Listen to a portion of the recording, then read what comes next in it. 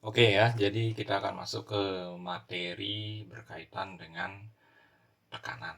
Jadi di semester 2 kelas 8 itu ada 3 materi fisika. Itu ada tekanan, kemudian ada getaran dan gelombang, kemudian cahaya dan alat optik. Jadi di sini sudah dipilihkan beberapa soal yang biasanya sering keluar ketika ulangan harian ya, ataupun ulangan umum. Jadi soal yang pertama, peristiwa berikut yang tidak berhubungan dengan tekanan adalah.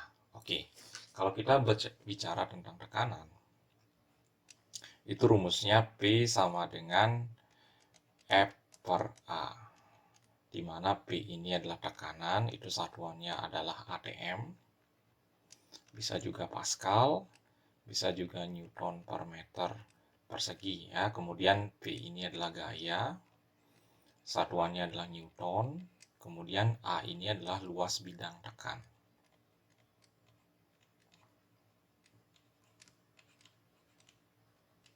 Itu satuannya adalah meter persegi. Nah, jadi di sini yang berkaitan dengan tekanan, kecuali ya, paku runcing mudah ditancapkan. Runcing ini menandakan bahwa luas bidang tekannya itu kecil. Jadi kalau luas bidang tekannya itu kecil, jelas tekanan yang dihasilkan itu bakalan besar dia. Kemudian gerobak kecil mudah didorong. Nah, ini masih tanda tanya ya. Maksudnya apa? Pisau tajam. Jadi pisau tajam itu runcing di bagian bawahnya itu karena luas penampangnya juga kecil, itu mudah digunakan untuk memotong. Benar, karena ini berkaitan dengan tekanan. Oke, kemudian soal berikutnya, option berikutnya, menjinjing beban dengan tali yang kecil. Tali yang kecil ini juga berkaitan dengan luas penampangnya yang kecil ya, makanya tekanannya besar, akan terasa sakit di tangan. Oke, jadi option A, C, dan D itu berkaitan dengan tekanan. Jadi karena di sini soalnya kecuali atau tidak, itu jelas jawabannya adalah yang B. Next, soal berikutnya. Nah, kita bahas sekarang di sini berkaitan dengan rumusnya ya. Jadi kalau berkaitan dengan rumus tekanan pada saat padat, itu rumusnya adalah P sama dengan F per A. Untuk keterangannya tadi kita sudah bahas ya. Jadi kalau tekanan pada saat padat itu konsepnya ini. Nanti kalau tekanan saat cair mungkin soal berikutnya akan dibahas ya. Jadi kita cek satu persatu ini. Cari F-nya masing-masing. Misalnya untuk nomor 1, F-nya jadi tekanan terbesar. Jadi kita mencari harga P yang terbesar. Itu kita cari P-nya dulu masing-masing ya. Misalnya ini F per A, F-nya yaitu 42, kemudian A-nya 6, ini hasilnya jelas 7. Ini juga sama rumusnya, P sama dengan F per A.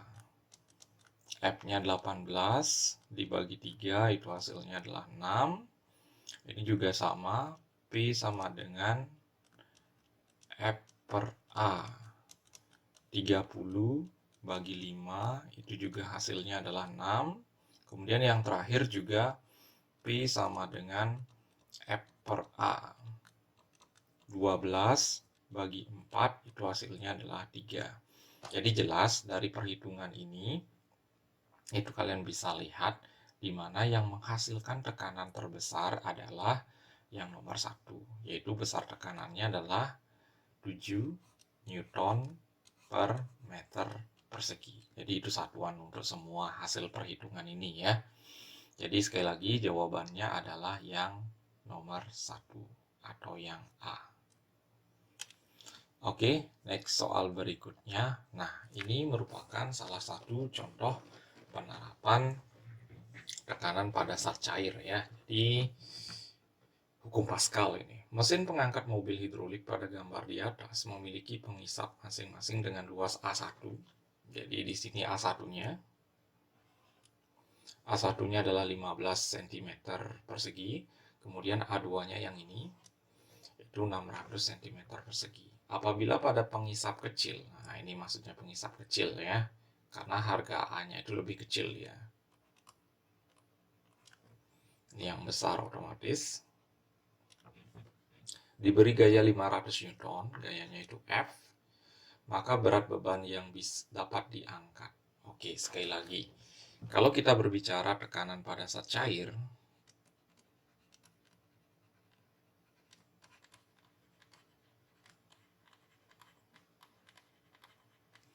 nanti kalian akan mendapatkan konsep ada tekanan hidrostatis,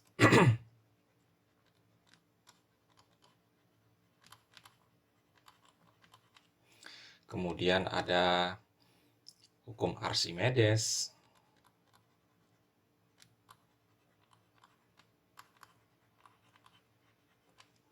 kemudian ada hukum Pascal,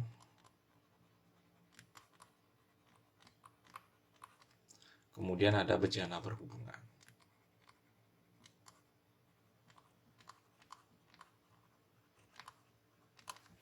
Jadi semua punya ciri khas spesifik dalam soalnya. Kalau di sini jelas dia masuk ke hukum Pascal karena ada kata dongkrak hidrolik. Kemudian ada F1A1. Jelas ini menggunakan rumus F1 per A1 sama dengan F2 per A2. Kita masukkan aja dulu angkanya. Berarti F1-nya 500 per A1-nya 15. Itu sama dengan F2-nya yang ditanyakan per 600. Itu kita kalikan silang ya. Yang ini kali ini, yang ini kali ini.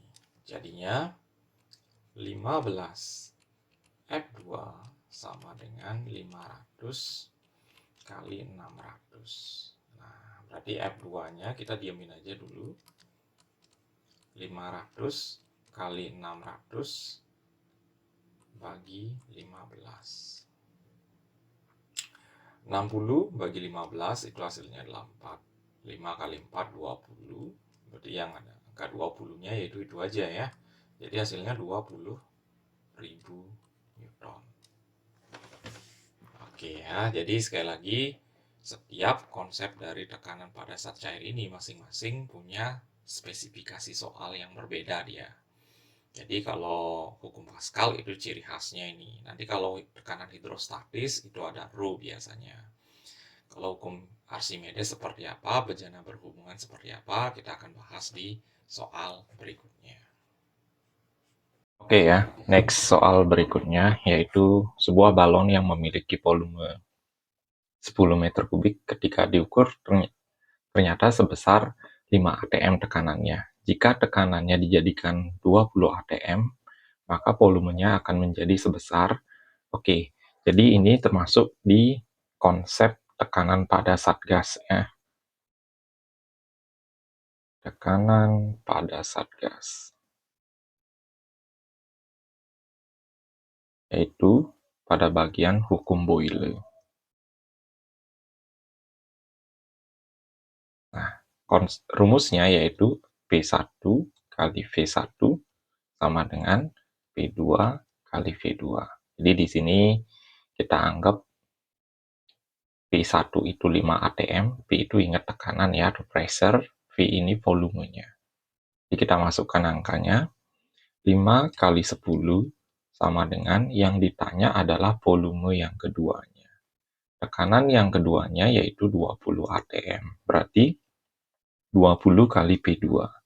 Berarti P2-nya otomatis, ini kalian kalikan, 50 yang ada hurufnya itu sebagai pembagi, yaitu dibagi 20. Ini kita coret, 5 bagi 2, itu hasilnya adalah 2,5 meter kubik. Jadi ini sekali lagi salah satu penerapan tekanan pada zat gas ya. Lanjut ke soal berikutnya. Tekanan udara. Oke, di lereng gunung dengan ketinggian 400 meter adalah, jadi sekali lagi ini yang ditanya adalah tekanan udara. Kembali lagi ini juga konsep tekanan pada zat gas.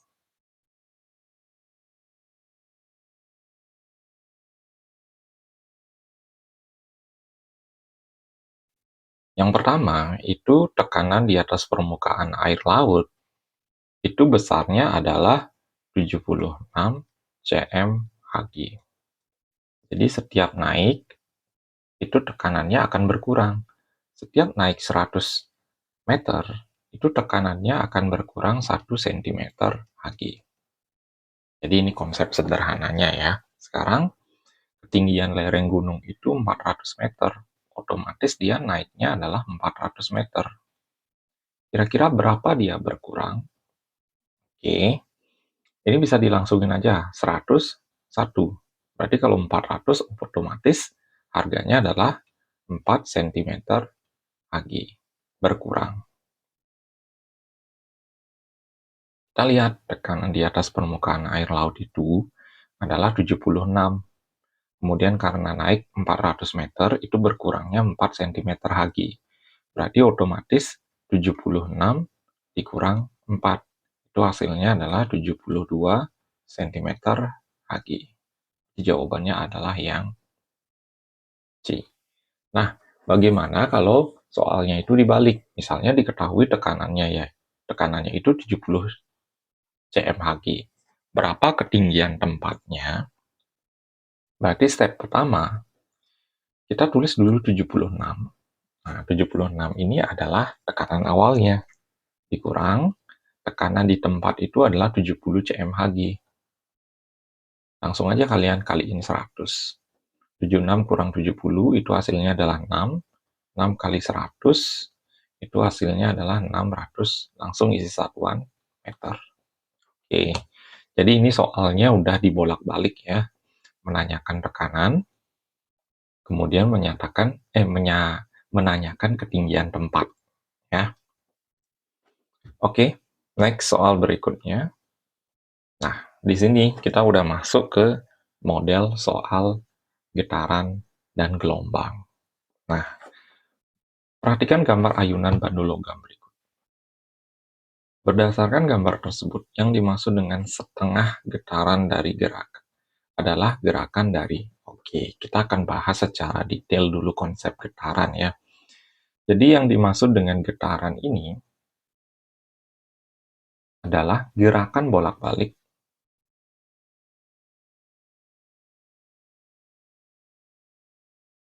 melalui titik kesetimbangan.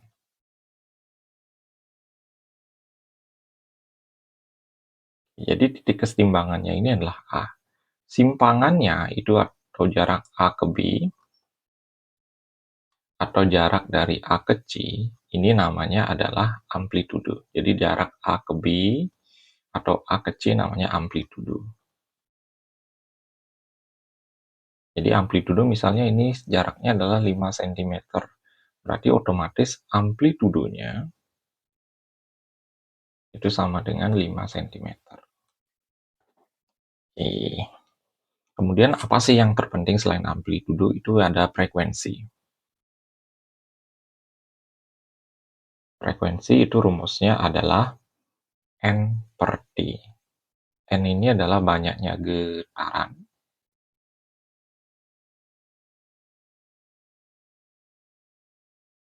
Kemudian T ini adalah waktu.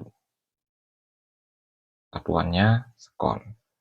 F juga bisa dicari dengan rumus 1 per T, di mana T ini adalah periode.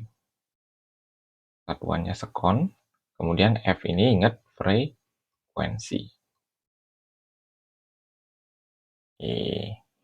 Kemudian kita juga bisa mencari yang namanya T besar, yaitu periode. Ingat periode satuannya sekon, itu dibalik dia rumusnya. T per N atau 1 per F. Ya. Oke, jadi ini konsep-konsep yang sering ditanyakan di getaran. Sekarang, setengah getaran itu apa? Yang namanya satu getaran itu, dia akan kembali ke posisi semula. B, A, C, B. B, A, C, A, B. Jadi yang dimaksud dengan satu kali getaran itu adalah B, A, C, A, kembali lagi ke B. Jadi di sini yang dimaksud setengah getaran yaitu B, A, C. Jadi jawabannya adalah yang A. Oke, next soal berikutnya.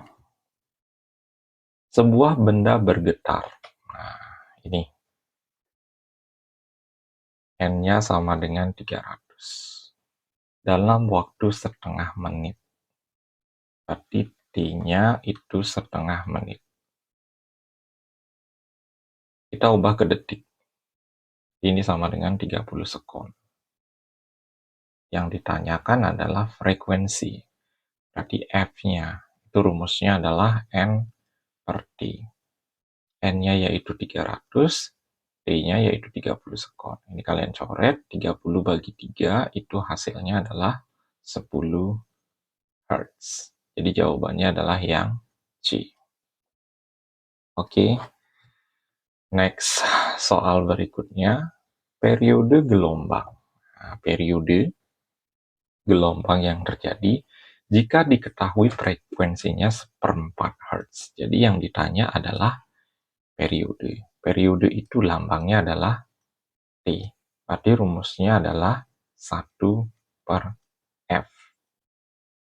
F-nya, oke, F-nya diketahui seperempat, berarti 1 per 1 per 4. Itu hasilnya adalah 1 dikali 4 per 1. Sama dengan 4 sekon. Oke ya, jadi gampang nih. Jadi jawabannya adalah yang C. Next, soal berikutnya.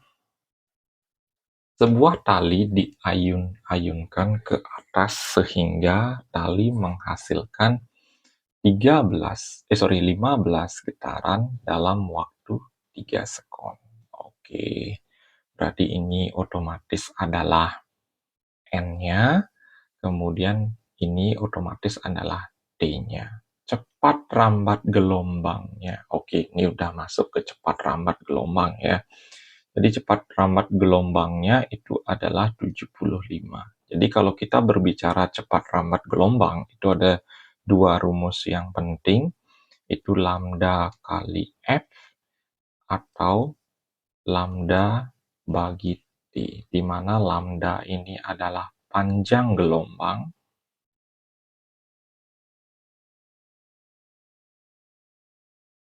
kemudian V ini adalah cepat rambat. Oke. Untuk F dan T itu kita udah bahas sebelumnya. Jadi F ini adalah frekuensi, kemudian T ini adalah periode. Jadi yang di sini adalah panjang gelombang yang ditanyakan. Berarti kalian bisa memilih menggunakan rumus lambda kali F atau lambda kali T.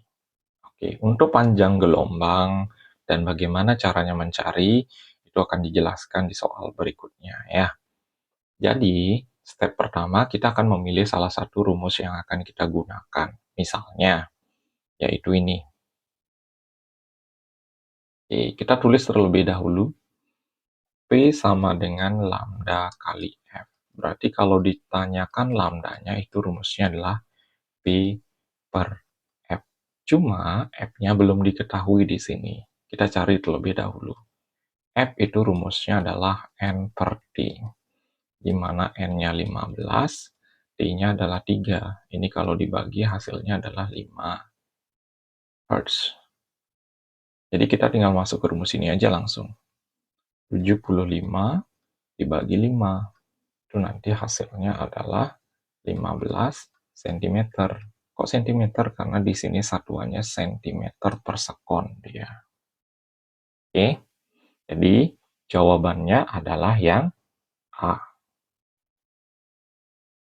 Next, soal berikutnya. Sebuah tali digetarkan membentuk dua bukit, satu lembah. Oke, kita akan gambar terlebih dahulu apa yang dimaksud dengan dua bukit, satu lembah. Nah, dua bukit, ini satu bukit, satu lembah, satu bukit. Panjangnya itu adalah 12 cm. Jika frekuensinya, berarti F-nya diketahui 4 Hz, maka besar cepat rambat gelombangnya. Oke, yang ditanya adalah P. Jelas kita akan menggunakan rumus lambda bagi F. Step pertama, kalian akan cari dulu lambdanya. Lambda ini tadi kita bahas adalah panjang gelombang.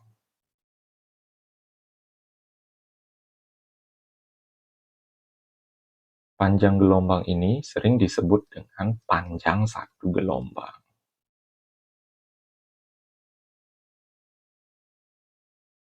Jadi yang namanya panjang satu gelombang itu yaitu satu bukit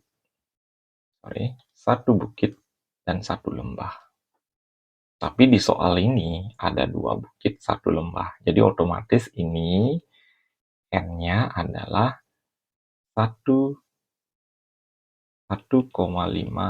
gelombang.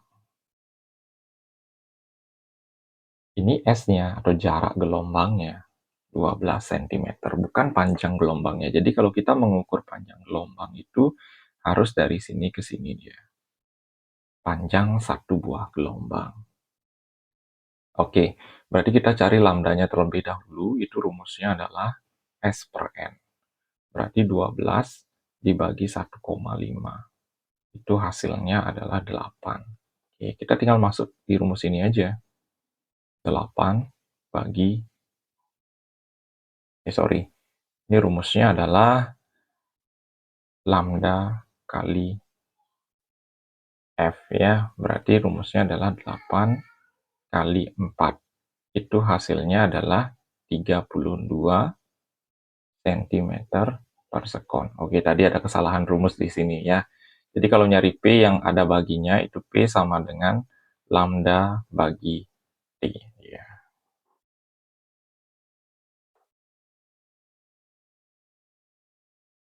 Model soal kembali lagi mirip dengan soal yang tadi ya, yaitu tentang gelombang. Kita lihat apa dulu yang ditanyakan. Cepat rambat gelombang.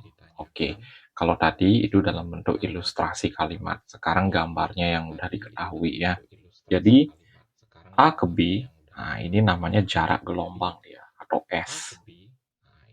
Kemudian karena ada 2 bukit 1 lembah sama dengan yang tadi ya.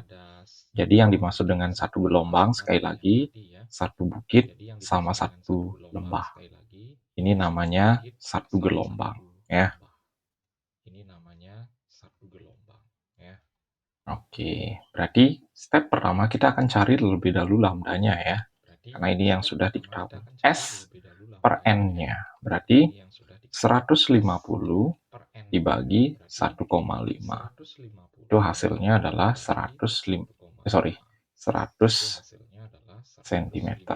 Ya, jadi 150 bagi 1,5 itu hasilnya adalah 100 cm. Kemudian untuk mencari cepat rambat, kita akan coba rumus yang lain, yaitu P sama dengan lambda bagi T. Berarti kita harus mencari T-nya terlebih dahulu. Untuk mencari T, kita perhatikan di gambar. Di sini ada T kecil, waktunya 3 sekon, kemudian N-nya 1,5. Tadi ini ya. Berarti kita cari T besarnya, yaitu periodenya. T besar sama dengan T kecil bagi N. T kecilnya yaitu 3, N-nya yaitu 1,5. Berarti 3 dibagi 1,5 itu hasilnya adalah 2 kon. Jadi kita tinggal masuk ke sini aja langsung. Lambdanya adalah 100, kemudian T besarnya adalah 2. Berarti hasil akhirnya adalah 50 cm per sekon. Jadi mirip ini dengan soal yang tadi, cuma kita menggunakan rumus yang berbeda. Kalau tadi P sama dengan lambda kali F, kalau di sini P sama dengan lambda kali T. Kemudian kalau tadi soalnya dalam ilustrasi kalimat, kalau ini dalam ilustrasi gambar dia. Jadi biar kalian ada bayangan model-model soal yang biasanya ketika PAS atau ketika ulangan harian yang sering keluar ya. Jadi sekali lagi jawabannya adalah yang D. Oke, next soal berikutnya.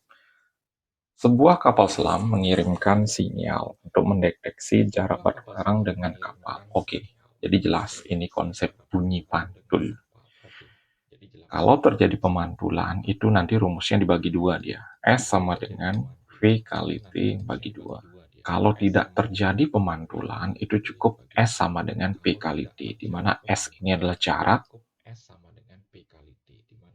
atau kedalaman, kemudian P ini adalah cepat rambat, T ini adalah waktu. Oke, berarti kita langsung aja masuk ke rumus ya. S sama dengan P-nya diketahui 1200, T-nya yaitu diketahui 4, bagi 2. 4 bagi 2 itu hasilnya adalah 2, 1200 kali 2 itu hasilnya adalah 2400 meter. Oke, jadi jawabannya adalah yang C. Next, soal berikutnya. Oke, ini masuk di hukum, udah masuk ke sinar dan sinar, cahaya, alat optik ya. Jadi di sini berlaku hukum Snellius.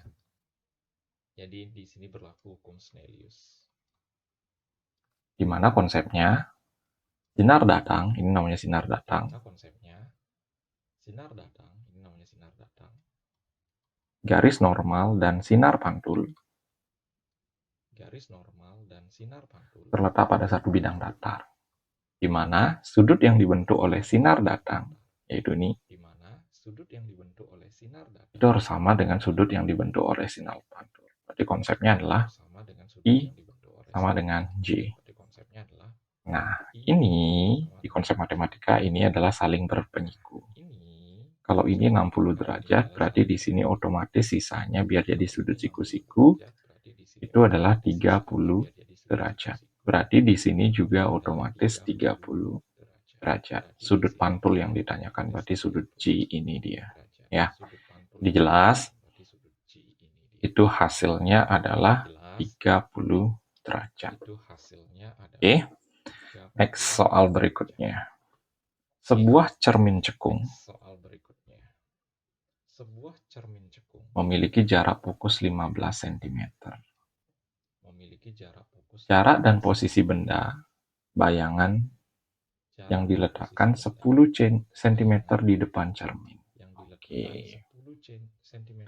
Di sini kita akan bahas detail rumusnya ya. Jadi ketika konsep dari cermin cekung itu sama dengan lensa cembung. Di mana fokusnya akan positif. Kalau cermin cembung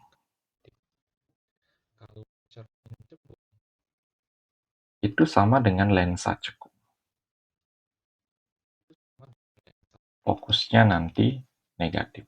Nah, kemudian gimana konsep rumus-rumusnya? Itu step pertama rumusnya adalah 1/F sama dengan 1/S0 ditambah 1/S aksen, di mana F ini adalah fokusnya, S0 ini adalah jarak bendanya, S aksen ini adalah jarak bayangannya.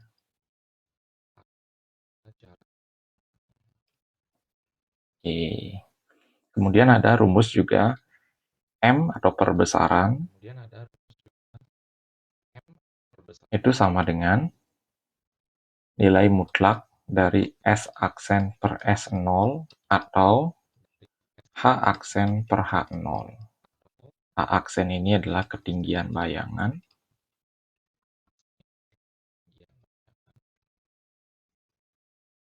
H0 ini adalah ketinggian benda.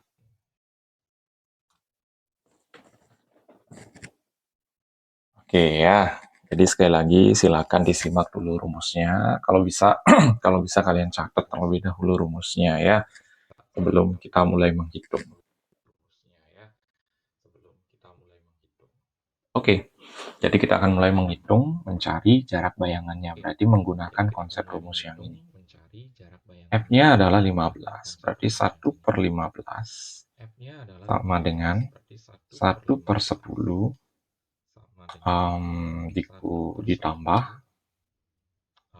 ditambah 1 per S aksen. Berarti 1/10-nya lempar ke sini. 1 per S aksen sama dengan 1/15 dikurang 1/10.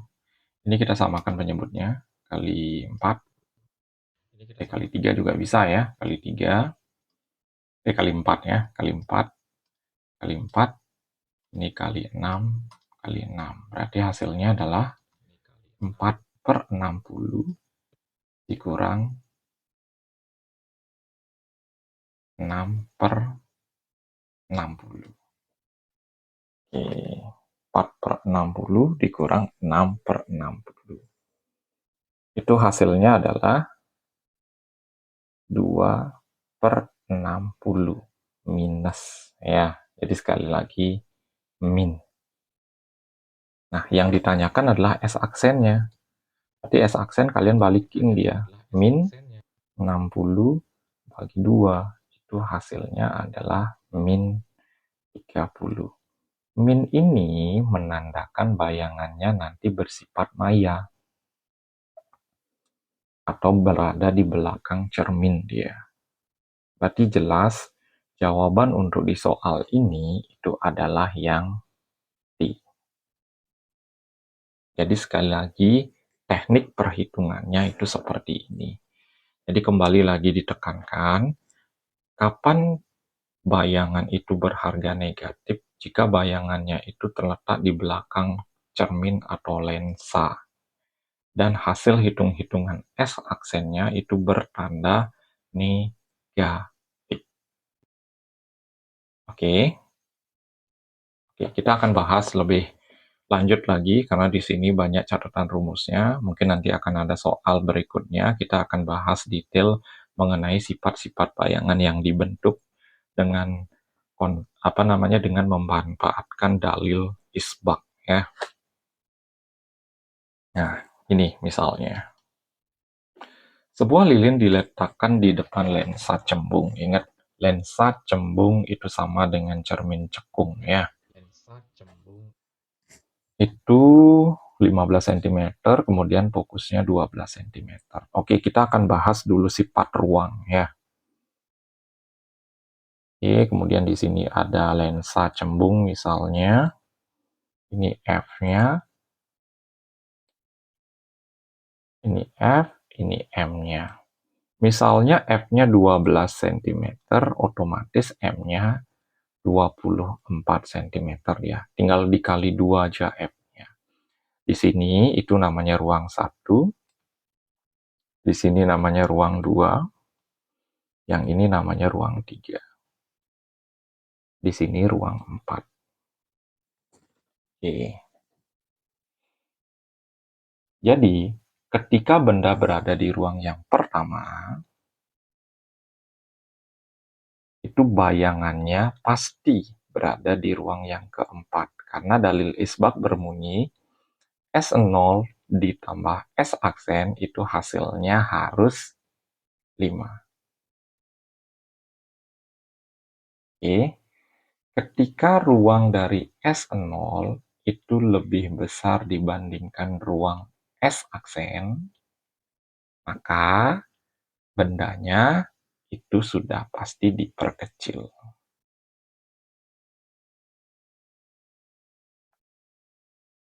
Jika ruang dari S0-nya lebih kecil dibandingkan ruang dari S aksennya, itu sudah pasti diperbesar. Jadi kita belum mulai menghitung. Kita memanfaatkan dalil isbak yang pertama itu ini. Dalil isbak yang kedua itu ini. Dalil isbak yang ketiga, jika S aksen atau bayangan berada di depan cermin,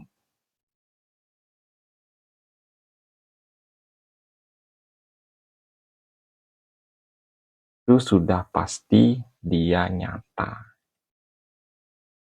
Dan sifatnya pasti terbalik. Kalau S aksennya negatif atau berada di belakang cermin,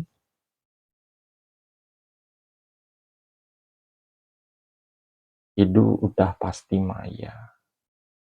Dan sifatnya adalah tegak.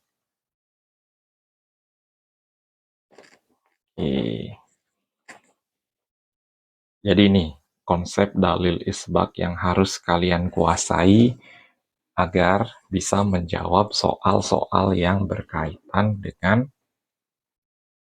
lensa maupun cermin.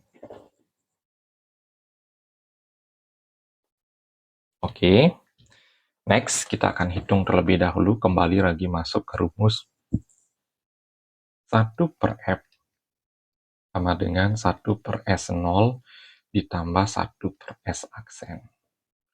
Jadi 1/12 itu sama dengan 1/15 ditambah 1/S aksen. Berarti 1/S aksen itu sama dengan 1/12 dikurang 1/15. Sama-sama kali, biar penyebutnya sama, oke, kita kali ini dengan angka 5, ini juga 5, ini dikaliin 4, ini juga dikaliin 4. Ini hasilnya otomatis 5/60 dikurang 4/60. Jadi 1/S aksennya otomatis 1/60. Berarti S aksennya, ingat kalian balikan, 60/1. Hasilnya adalah 6. Berarti yang ditanya adalah perbesaran. Perbesaran itu rumusnya adalah M sama dengan S aksen per S0. Berarti 60 bagi 15. Hasilnya adalah 4 kali. Jadi jawabannya adalah yang C. Oke, next soal berikutnya. Berikut ini gambar yang tepat untuk menunjukkan arah pembiasan dari air ke udara. Jadi dari medium yang lebih rapat ke kurang rapat.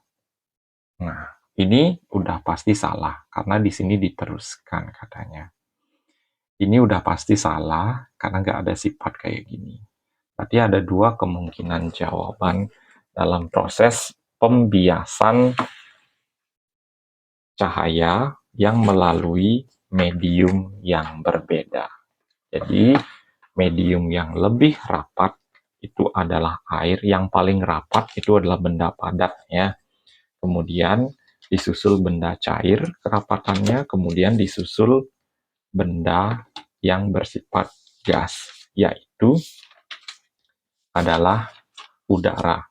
Nah, bagaimana perjalanan cahaya atau pembiasan cahaya dari medium yang lebih rapat ke kurang rapat? Kita pahami dulu pelan-pelan. Berarti sinar datangnya itu otomatis dari air menuju ke udara. Berarti itu sifatnya nanti akan menjauhi garis normal. Jadi ini yang namanya garis normal. Yang menjauhi garis normal itu ada option di A. Kalau dari udara ke air itu akan mendekati. Kalau ini diganti misalnya dengan udara, ini diganti dengan air, itu akan mendekati garis normal dia. Ya, gampang nih. Next soal berikutnya.